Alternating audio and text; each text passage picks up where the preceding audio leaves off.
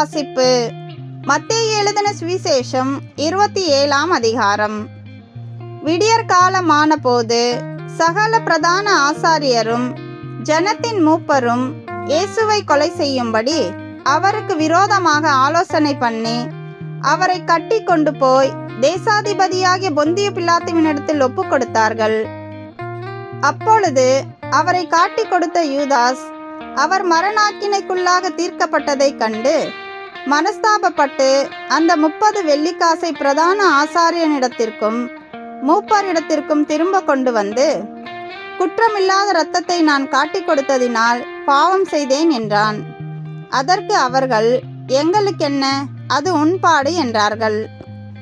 அப்பொழுது அவன் அந்த வெள்ளிக்காசை தேவாலயத்திலே எறிந்துவிட்டு புறப்பட்டு போய் நான்று கொண்டு செத்தான்.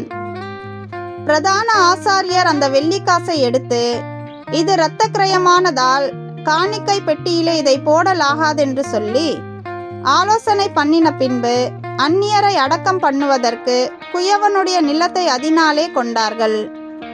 இது நிமித்தம் அந்த நிலம் இந்நாள் வரைக்கும் இரத்த நிலம் எண்ணப்படுகிறது.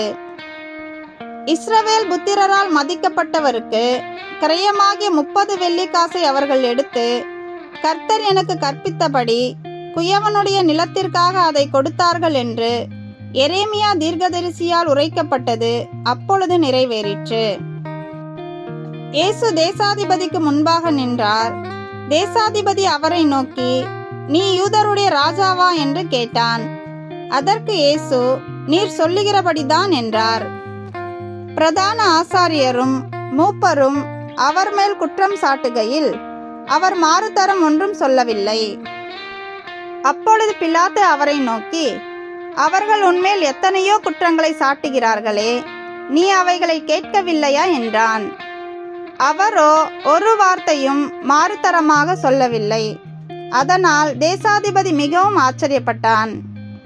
காவல் பண்ணப்பட்டவர்களில் எவனை விடுதலையாக்க வேண்டும் என்று ஜனங்கள் கேட்டுக்கொள்வார்களோ அவனை அவர்களுக்காக விடுதலையாக்குவது பண்டிகை தோறும் தேசாதிபதிக்கு வழக்கமாயிருந்தது. அப்பொழுது காவல் பண்ணப்பட்டவர்களில் பரபாஸ் எண்ணப்பட்ட பேர் போன ஒருவன் இருந்தான். பொறாமையினாலே அவரை ஒப்பு கொடுத்தார்கள் என்று பிலாத்து அறிந்து அவர்கள் கூடியிருக்கையில் அவர்களை நோக்கி, எவனை நான் உங்களுக்கு விடுதலையாக்க வேண்டும் என்று இருக்கிறீர்கள், பரபாசையோ கிறிஸ்து எண்ணப்படுகிற இயேசுவையோ என்று கேட்டான். அவன் நியாயாசனத்தில் உட்கார்ந்திருக்கையில் அவனுடைய மனைவி அவனிடத்தில் ஆள் அனுப்பி, நீர் அந்த நீதிமானை ஒன்றும் செய்ய வேண்டாம், அவர் நிமித்தம் இன்றைக்கு சொப்பனத்தில் வெகு பாடுபட்டேன் என்று சொல்ல சொன்னாள். பரபாசை விட்டுவிட கேட்டுக்கொள்ளவும் இயேசுவை கொலை செய்விக்கவும் பிரதான ஆசாரியரும் மூப்பரும் ஜனங்களை ஏவிவிட்டார்கள். தேசாதிபதி ஜனங்களை நோக்கி, இவ்விருவரில் எவனை நான் உங்களுக்கு விடுதலையாக்க வேண்டும் என்று கேட்டான். அதற்கு அவர்கள் பரபாசை என்றார்கள். பிலாத்து அவர்களை நோக்கி, அப்படியானால் கிறிஸ்து எண்ணப்பட்ட இயேசுவை நான் என்ன செய்ய வேண்டும் என்று கேட்டான். அவனை சிலுவையில் அறைய வேண்டும் என்று எல்லாரும் சொன்னார்கள். தேசாதிபதியோ, ஏன், என்ன பொல்லாப்பு செய்தான் என்றான். அதற்கு அவர்கள், அவனை சிலுவையில் அறைய வேண்டும் என்று அதிகமாய் கூக்குரலிட்டு சொன்னார்கள். கலகம் அதிகமாகிறதே அல்லாமல் தன் பிரயத்தினாலே பிரயோஜனமில்லை என்று பிலாத்து கண்டு தண்ணீரை அள்ளி ஜனங்களுக்கு முன்பாக கைகளை கழுவி, இந்த நீதிமானுடைய இரத்தப்பழிக்கு நான் குற்றமற்றவன், நீங்களே பார்த்து கொள்ளுங்கள் என்றான். அதற்கு ஜனங்கள் எல்லாரும், இவனுடைய இரத்தப்பழி எங்கள் மேலும் எங்கள் பிள்ளைகள் மேலும் இருப்பதாக என்று சொன்னார்கள். அப்பொழுது அவன் பரபாசை அவர்களுக்கு விடுதலையாக்கி இயேசுவையோ வாரினால் அடிப்பித்து சிலுவையில் அறையும்படிக்கு ஒப்பு கொடுத்தான். அப்பொழுது தேசாதிபதியின் போர்ச்சேவகர் இயேசுவை தேசாதிபதியின் அரமனையிலே கொண்டு போய் போர்ச்சேவகரின் கூட்டம் முழுவதையும் அவரிடத்தில் கூடி வர செய்து அவர் வஸ்திரங்களை கலற்றி சிவப்பான மேலங்கியை அவருக்கு உடுத்தி முள்ளுகளால் ஒரு முடியை பின்னி அவர் சிரசின் மேல் வைத்து அவர் வலது கையில் ஒரு கோலை கொடுத்து அவர் முன்பாக முழங்காற்படியிட்டு, யூதருடைய ராஜாவே வாழ்க என்று அவரை பரியாசம் பண்ணி அவர் மேல் துப்பி அந்த கோலை எடுத்து அவரை சிரசில் அடித்தார்கள். அவரை பரியாசம் பண்ணின பின்பு அவருக்கு உடுத்தின மேலங்கியை கழற்றி அவருடைய வஸ்திரங்களை அவருக்கு உடுத்தி அவரை சிலுவையில் அறையும்படி கொண்டு போனார்கள். போகையில் சிரேனே ஊரானாகிய சீமோன் என்னப்பட்ட ஒரு மனுஷனை அவர்கள் கண்டு அவருடைய சிலுவையை சுமக்கும்படி அவனை பலவந்தம் பண்ணினார்கள். கபாலஸ்தலம் என்று அர்த்தம் கொள்ளும் கொல்கதா என்னும் இடத்திற்கு அவர்கள் வந்தபோது கசப்பு கலந்த காடியை அவருக்கு குடிக்க கொடுத்தார்கள். அவர் அதை ருசி பார்த்து குடிக்க மனதில்லாதிருந்தார். அவரை சிலுவையில் அறைந்த பின்பு அவர்கள் சீட்டு போட்டு அவருடைய வஸ்திரங்களை பங்கிட்டு கொண்டார்கள். என் வஸ்திரங்களை தங்களுக்குள்ளே பங்கிட்டு என் உடையின் பேரில் சீட்டு போட்டார்கள் என்று தீர்க்கதரிசியால் உரைக்கப்பட்டது நிறைவேறும்படி இப்படி நடந்தது. அவர்கள் அங்கே உட்கார்ந்து அவரை காவல் காத்து கொண்டிருந்தார்கள். அன்றியும் அவர் அடைந்த ஆக்கினையின் முகாந்தரத்தை காண்பிக்கும் பொருட்டு, இவன் யூதருடைய ராஜாவாகிய இயேசு என்று எழுதி அவர் சிரசுக்கு மேலாக வைத்தார்கள். அப்பொழுது அவருடைய வலது பக்கத்தில் ஒருவனும் அவருடைய இடது பக்கத்தில் ஒருவனுமாக 2 கள்ளர் அவரோட கூட சிலுவைகளில் அறையப்பட்டார்கள். அந்த வழியாய் நடந்து போகிறவர்கள் தங்கள் தலைகளை துலுக்கி, தேவாலயத்தை இடித்து 3 நாளைக்குள்ள கட்டுகிறவனே, உன்னை நீயே ரட்சித்துக்கொள், நீ தேவனுடைய குமாரனானால் சிலுவையிலிருந்து இறங்கி வா என்று அவரை தூஷித்தார்கள். அப்படியே பிரதான ஆசாரியரும் வேதபாரகரும் மூப்பரும் பரியாசம் பண்ணி, மற்றவர்களை ரட்சித்தான், தன்னைத்தான் ரட்சித்து கொள்ள திராணி இல்லை. இவன் இஸ்ரவேலின் ராஜாவானால் இப்பொழுது சிலுவையிலிருந்து இறங்கி வரட்டும், அப்பொழுது இவனை விசுவாசிப்போம்.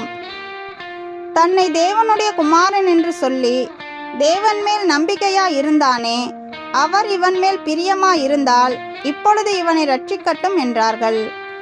அவரோடு கூட சிலுவைகளில் அறையப்பட்ட கள்ளரும் அந்தபடியே அவரை நிந்தித்தார்கள். 6ஆம் மணி நேரம் முதல் 9ஆம் மணி நேரம் வரைக்கும் பூமி எங்கும் அந்தகாரம் உண்டாயிற்று. 9ஆம் மணி நேரத்தில் இயேசு ஏலி ஏலி லாம சபக்தானி என்று மிகுந்த சத்தமிட்டு கூப்பிட்டார். அதற்கு, என் தேவனே என் தேவனே, ஏன் என்னை கைவிட்டீர் என்று அர்த்தமாம்.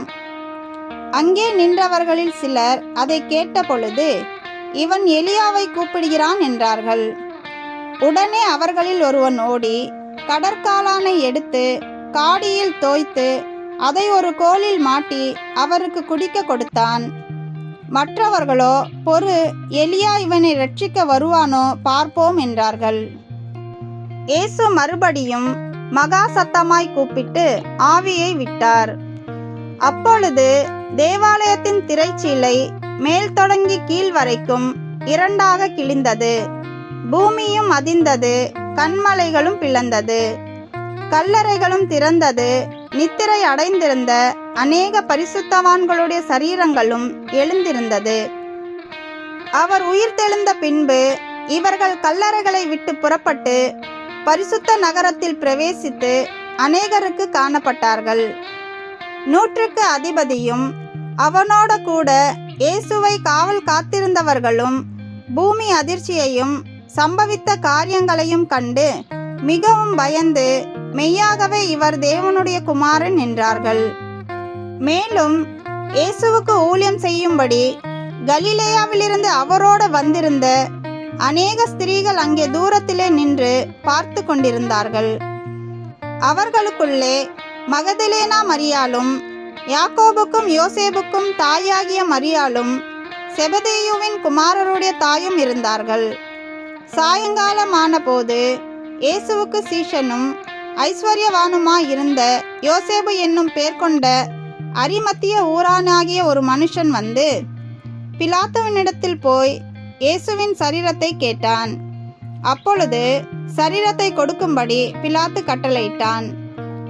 யோசேப்பு அந்த சரீரத்தை எடுத்து துய்யதான மெல்லிய துப்பட்டிலே சுற்றி தான் கன்மலையில் வெட்டியிருந்த தன்னுடைய புதிய கல்லறையிலே அதை வைத்து கல்லறையின் வாசலில் ஒரு பெரிய கல்லை புரட்டி வைத்து போனான்.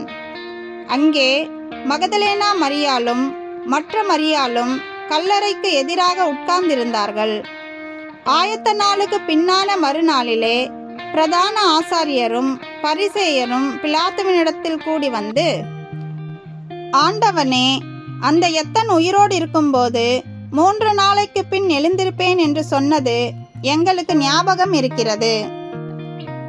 ஆகையால் அவனுடைய சீஷர்கள் ராத்திரியிலே வந்து அவனை களவாய் கொண்டு போய் மரித்தோரிலிருந்து எழுந்தான் என்று ஜனங்களுக்கு சொல்லாதபடிக்கும், முந்தினயத்தை பார்க்கிலும் பிந்தினயத்து கொடிதாகாதபடிக்கும் நீர் 3 நாள் வரைக்கும் கல்லறையை பத்திரப்படுத்தும்படி கட்டளையிட வேண்டும் என்றார்கள்.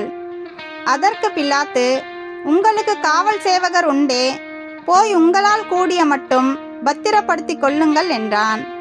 அவர்கள் போய் கல்லுக்கு முத்திரை போட்டு காவல் வைத்து கல்லறையை பத்திரப்படுத்தினார்கள்.